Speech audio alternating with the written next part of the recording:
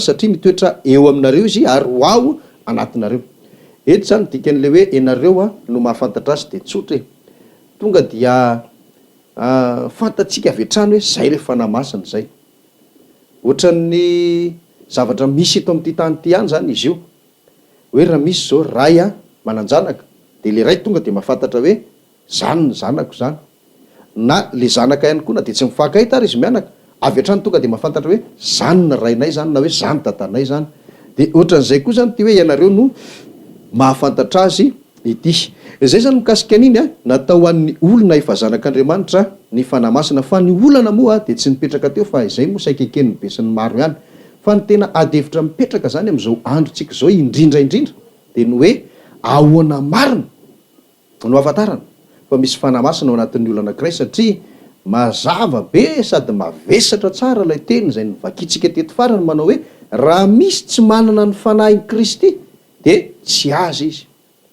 Zany hoe tena zava-dehibe zany ny fahalalana na manana ianao na tsy manana ianao. Rehefa manana ianao any Kristy, tsy manana ianao tsy any Kristy.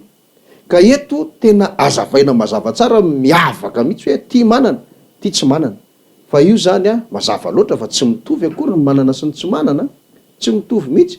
Ohatran'ny olona manam-bola sy ny tsy manam-bola ihany io raha ohatra ka ny eto an-tany ny resahana, tsy afaka ampitoviana mihitsy hoe mitovy ihany reo, fa tena miavaka mihitsy na eo amin'ny fiainany, na amin'ny fiarahamonina, na amin'ny zavatra vita, na amin'inona na amin'inona ny olona manam-bola.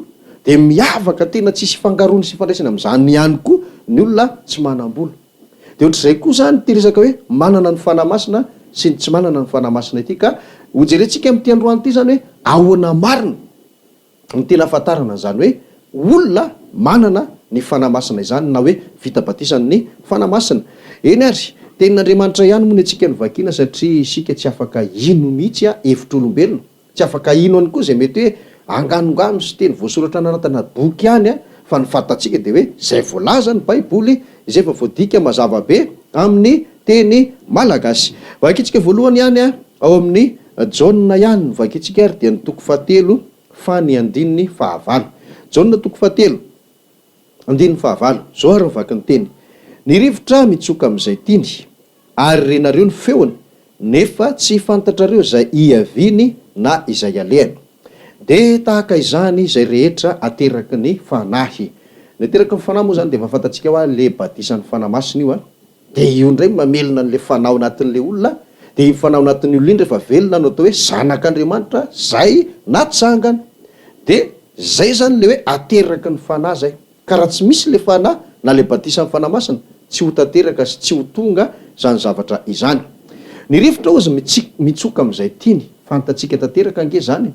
Tsika rehetra zao de miara-manaiko fa misy ny rivotra. De hoy ny tenin'ny Tompo hoe renareo ny feony nefa tsy fantatrareo zay avinina zay alehany. Zany tokoa tsika eo anoloan'ny rivotra. Tsy misy afaka mandana iray azy hoe tsisy rivotra eto tany, fa samy manaiko daholo. Nefa tsy misy koa afaka miteny na iray azy hoe za mahita rivotra, ohatr'izao ny lokony, ohatr'izao ny lohany, ohatr'izao ny tongony, ohatr'izao ny rambony, asa hoe ohatrohatra ny biby ve? Tsy fantatra. Tsisy olona afaka manamarina zany. Fa indraindray tsika maheno feo, ka io feo ito koa ary aloha mbola tsy fantatra hoe tena mifeoana rivotra marina ve, fa ny zavatra hen'ny olona mantsy rehefa misy rivotra de zao indraindray feo hafa, indraindray feo hafa.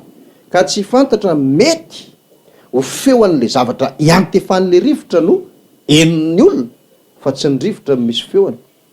Tsy fantatra aloha fa ny teny eto moa zany de hoe mandre feo ny olona rehefa misy ny rivotra, fa tsy fantatry ny tena feona rivotra ve na feon'le zavatra iantefany. Fa saingy tsy hita maso ary tsy fantatra hoe lasa rizy, lasa rizy, lasa rizy. De tahaka zany ihany koa izay teraky ny fanahy. Zany hoe tahaka zany ihany koa ny ahafantarana ny olona itoerany fanahy masina na nilatsahan'ny fanahy masina. Mazava ary tsy hita maso zany hoe iny fa nisy fanahy masina nidina tao amin'le olona, tsy hita maso zay, tahaka an'le rivotra ihany. Ary tsy tsapan'ny tanana fa mety misy feo ena ohatran'le rivotra ihany. Fa ny zavatra akaiky dia akaiky ahafantarantsika fa misy rivotra ao anatin'ny olona, ao anatin'ny tontolo azafady fa tsy ny olona aloha. De zao renao zao an-trano raha hoe mamoa varavarakely ianao de misy rideau ny varavarankelinao na ny varavarambe, de tonga de fantatrao avy hatrany misy rivotra miditra ao an-trano na mety ho rivotra mivoaka asa ihany koa. De ny afantarana an'iny tsy hitanao hoe iny misy rivotra de miditra ato an-trano fa mihetsiketsika le rideau. Zay nafantarana hoe misy rivotra ao. Dia ohatr'izay koa le ateraky ny fanahy.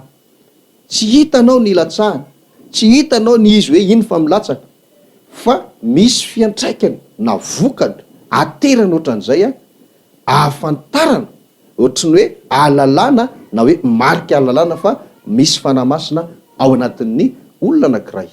Ohatran'le ohatra ny raisitsika tamin'ny rivotra teo araky ny teny napetraky Jesosy. Ka ny Baiboly no andao jerentsika hoe inona zavatra jerena ao anatin'ny olona ahalalana fa tena misy fanahy ao anatiny, misy fanahy masina io. Tahaka le hoe nihetsiketsika le rideau, na tsy rideau fa mety hoe misy taratasy eny ambony latabatra eny na ny ambaravarakely eny de tonga de lasa manidina tsofin'ny rivotra. De inona no tahaka an'izany ao anatin'ny olona ahalalana fa tena manana ny fanahy masina izy. Aleo ny Baiboly ihany no jerentsika satria tsy afaka iny boky hafa isika na ahoana na ahoana. Asan'ny apôstôly ary vakitsika voalohany dia ny toko 10. Asan'ny apôstôly toko 10 de ny andininy 470 sy 570. Asan'ny apôstôly toko 10 andininy 470 sy 570.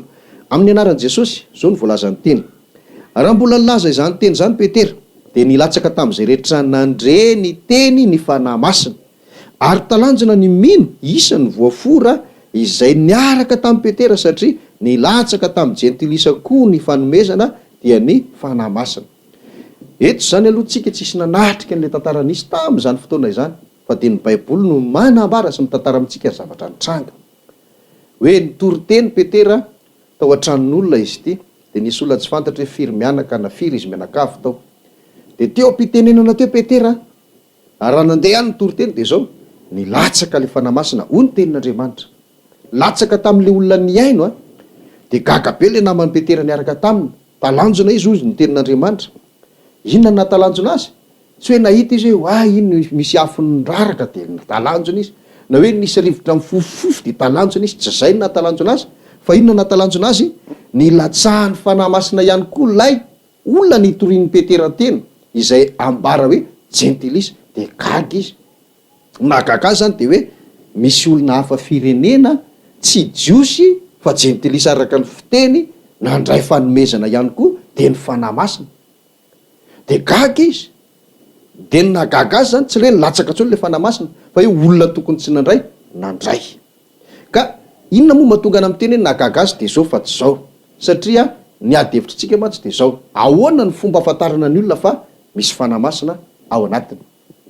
De tsy zay zany nagaga azy satria efa fantatr'ireo naman'ny Petera ireo sy ry Petera zany hoe raha misy fanahy masina milatsaka eto de zao no ataon'ireo olona ireo.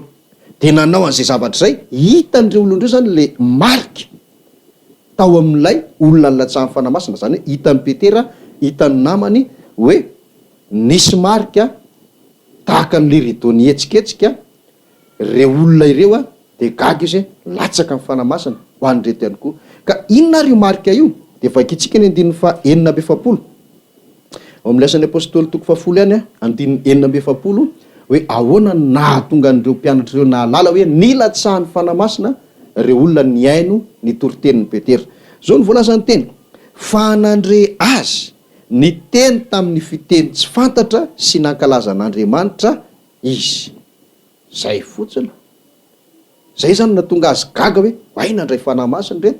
Ienony zany le olona nandray fanahy masina, naninona ozy izy? Ny teny tamin'ny fiteny tsy fantatra sy nankalaza an'Andriamanitra. Raha ohatra zao misy zaza zany ohatra hoe raisitsika le ohatra hoe mamoa varavarankely de misy zaza kely asa hoe firy taona ohatra de mihetsiketsika be le reto de gaga be izy. De afaka eritreretina zany mety mieritreritra le zaza mbola tsy tonga saina zany hoe eto mihetsiketsika le rideau.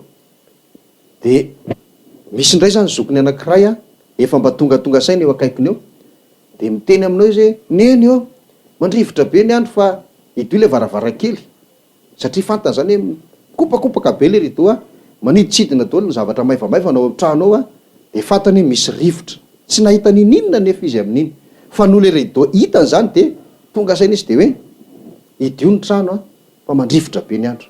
Zay. De ohatran'izay koa zany tsika eto amin'ity tantara ity. tsisy nininona hitany petera sy ny namany fa enyle olona hoe niteny tamin'ny fiteny tsy fantatra sy nankalazan'Andriamanitra de gaga izy hoe mandray fanahy masiny reto na andray fanahy masiny reto. Zay zany ny zavatra ahafahantsika misintona hoe raha ity andininy anankiray ity ny resahana aloha de mazava fa rehefa ilatsahan'ny fanahy masina ny olona anankiray de ny zavatra misy voalohany de miteny amin'ny fiteny tsy fantatra izy. Ampitsika andininy anankiray eo amin'ny asan'ny apôstôly io ihany fa ny toko 7 ndray ary no vakitsika amin'izao fotoana zao. Asan'ny apôstôly dia ny toko 7 dia ny tsara vakinao hatrany amin'ny andininy voalohany satria ao zany misy fanindrina mafy de mafy mihitsy hoe tena zava-dehibe tokoa ary tena mahamaiky indrindra amin'ny andininy faharoa tena mahamaiky ny apôstôly zany ny fahalalana hoe ny olona anankiray raha vao mino de tokony isy fanahy masina avy hatrany ao anatiny satria efa voalaza tamintsika eny eo de zao hoe tahaka ny mbola olona maty ny olona raha tsisy fanahy masina ao anatiny fa tsy nitsangana. De ery amin'ny andininy fa enina no vakitsika ary araka ny lesona zay ianarantsika eto. Azan'ny apôstôly toko 7 andininy fa enina amin'ny anaran'i Jesosy Kristy zao ary ny voalaza ny teny. Ary rehefa nametrahany Paoly tanana izy de nilatsaka taminy ny fanahy masina ary niteny tamin'ny teny tsy fantatra izy sady na minany. Tsy mifanalavitra fa tena lazaina mihitsy hoe mitovy amin'ilay zavatra nitranga tao amin'ilay efitrano nitorian'ny Petera sy ny namany teny ho an'ilay olona jentilisa tamin'izany fotoana zany ao amin'ny asan'ny apôstôly toko 10 ity vakitsika eto ity. Hoe rehefa nametrahan'ny Paoly tanana izy de naninona nilatsaka taminy ny fanahy masina. Le hoe ny fanahy masina tamin'io tsy lazaiko tsara hoe tsy nisy lelanafo indray nilatsaka avy tany an-danitra hoe nametra tanan'ny Paoly de indray nisy lelanafo na indray nisy rivotra mifofofofo na zavatra hafa sady tsisy nininona hita maso tamin'izay fotoana zay fa de eo ny olona eo Paoly mametra tanan'ny Paoly milatsaka amin'ny fanahy masina satria nahoana voalaza ato hoe ary niteny tamin'ny teny tsy fantatra izy sady na minany. Izay anankiroa zay no ahafahantsika misintona tanteraka hoe ny zavatra tena ahafantarana sy ahalalana ny olona anankiray ary fa efa nandray ny fanahy masina izy na manana ny batisa ny fanahy masina izy de aoka tsy ahodikodina ny tenin'Andriamanitra fa voalaza mazava be araka reto andininy anankiroa zay mitovy tanteraka reto nefa tany amin'ny toerana samy hafa fa rehefa nandray ny fanahy masina na nilatsahan'ny fanahy masina lay olona na ireo olona ireo dia niteny tamin'ny fiteny tsy fantatra ny zavatra hita voalohany teo aminy. Ka mazava de mazava zay zavatra zay risakaiza malala fa de zao araka ny teniko teo aleo tsy ahodikodina le tenin'Andriamanitra de ozy ianao hoe ka misy boky ohatr'izao zao milaza mihitsy hoe ny teny tsy fantatra reny avy am'zao boky zany za koa ny afaka manoratra boky de afaka miteny aminao hoe zao zava-misy zao izy araka mifandalinana zay mety haiko sy ny anarako fa isika efa nametraka mihitsy hoe tsy ilaina ny boky akoatra ny baiboly. Ary raha tena kristianina marina ianao ka tena zanak'Andriamanitra marina ianao mila manaiky sady makatoa fa tena zay voasoratra anaty baiboly natao hoe teny marina avy amin'Andriamanitra ka de tsy ahodikodina zany. Na izany na tsy zany ary moa misy aminy tsy maintsy ho fanahina ao anatintsika hoe ka misy tenin'Andriamanitra ne pasteur milaza teny ohatr'izao ny zava-marina hoa zay mbola lazaiko anao fa nilazaiko teto foana de zao ny tenin'Andriamanitra akory tsy mifanohatra de isohevitra mihitsy isika izay meritreritra sy milaza na mampianatra fa mifanohatra ny tenin'Andriamanitra.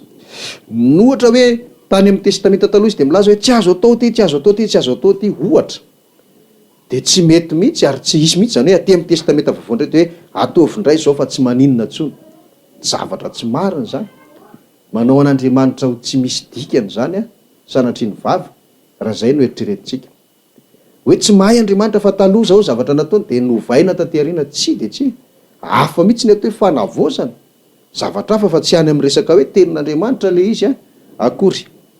Ina ary tenin'Andriamanitra anankiroa reo araka ny nambara zany hoe teny vavolombelona roa mafiorina tsara ny fahamarinana zay toriko aminao. Fa akoatran'izay dia misy indray ny atao hoe vokatra ny fanahy masina ny atao hoe vokatry ny fanamasina azavaiko tsara satria misy mieritreritra zany hoe na tsy eo ary le teny tsy fantatra reto ihany nyjerena pastera de fa ampy zay a. Ao amin'ny galatianina de ny toko fahadimy, galatianina toko fahadimy andininy 2:20 sy ny andininy 3:20. Galatianina toko fahadimy andininy 2:20 sy 3:20 zao ny voalazany teny mazava be hoe fa ny vokatry ny fanahy kosa dia fitiavana, fifaliana, fiadanana, faharipo, famiram-panahy, fanaova-tsoa, fahamarinana, fahalemem-panahy, fahononam-po, tsy misy lalàna manohitra izany. Io mazava be io, vokatry ny fanahy, fa tsy hoe famantarana na fahafantarana na fahalalàna fa misy fanahy ao anatin'ny olona. Inona moa natao hoe vokatry ny fanahy? Raha ohatra ianareo zao mpamboly anana na mpamboly voninkazo ihany koa de fa mety, zay mpikarakara voninkazo de mahalala zao, fa zay tsy mpikarakara moa zany de mino hoe azo zao teny resahako zao ihany. Hoe mamboly ianao ohatra hoe mamboly an'le voninkazo na mamboly an'le anana de karakarena tsara ny voalohany, mamafy aloha, de indraindray izy reny rehefa maniriниry kely de afindra, fa misy tsy mila afindra intsony fa eo mandra-pahatonga amin'ny fotoana iotazana azy. De tsy maintsy mila tondrahana reny, indraindray ary isan'andro, indraindray isaky ny 2 andro, tsy fantatry zay ny akoatran'izay zany. De raha ohatra ianao zany tsy manondraka an'iny voninkazo iny na iny hanana iny de ny zavatra hitranga de zao memaina iny ary maty ny farany. De tsisy ninina azonao antenaina fa de zao verina ho tany maina indray le tany nanana rehefa avy eo. De raisintsika ohatr'izay zany ty resaka fanahy masina ity. Le fanahy masina raisiny ohatran'le hoe rano anondrahana azy, fa saingy fanahy tsy hita maso fa ohatra ty raisintsika ity. Dia lay olona izay itoeran'ny fanahy masina de ohatran'le hoe ohatran'le tany zay